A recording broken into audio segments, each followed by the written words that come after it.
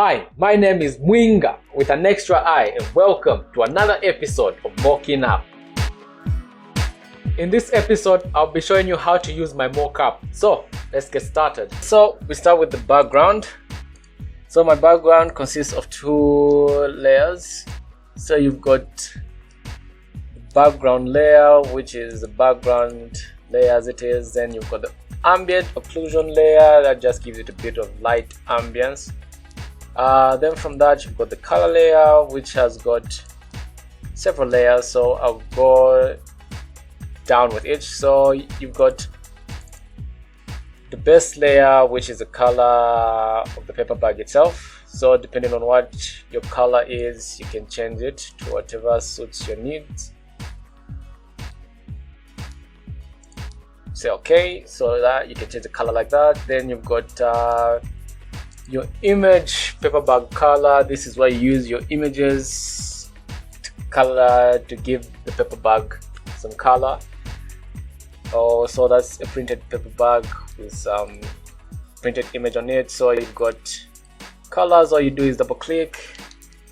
Then when you change your image, just press Ctrl S. When you go back to your main layer, it's changed automatically.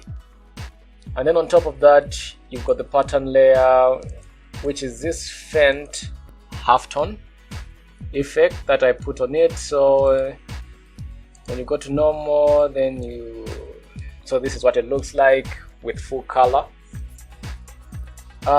You can control it by changing the levels. So the darker it is, the bigger the halftones. Then the lighter it is, the smaller the halftones. So when you push it in, this is what it's going to look like.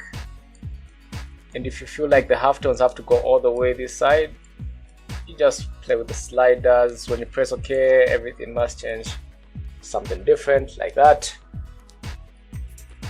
Then you can add it as an effect on top. So I usually use it with the base color because my client's colors are purple, green, and yellow. Then you've got the logo section. When you double click in the logo, it opens up the logo. Then you can change it to whatever you want. Once you're satisfied with the logo, you press Ctrl S. When you go back to your main layer, it's changed. You can scale the logo, rotate it, do whatever you want with it until you get a satisfying result. Then on top of that, you've got the effects. This is where you've got your shadow and your reflections. So the shadow is easy. You just click on the eye, then change your strength by choosing the opacity slider, left, right. If you don't want any shadow, you want a bit of shadow, faint shadow, then you want a stronger shadow, you play with the slider. Then you've got the gloss. So for the gloss, you've got the levels depending on how intensity you want your reflections to be. If you want them to have a higher contrast, you play with the sliders until you get what you want. For now,